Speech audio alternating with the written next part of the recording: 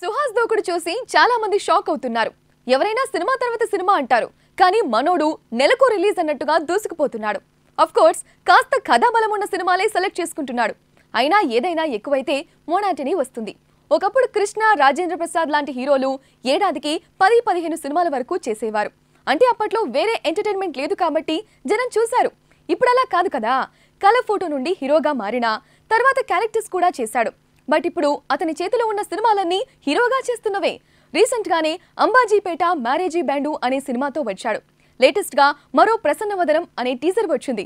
దీంతో పాటు cable Reddy, Anandarao adventures, Sriranga నీతులు, గొర్రె పురాణం అంటూ వరుసగా సినిమాలున్నాయి.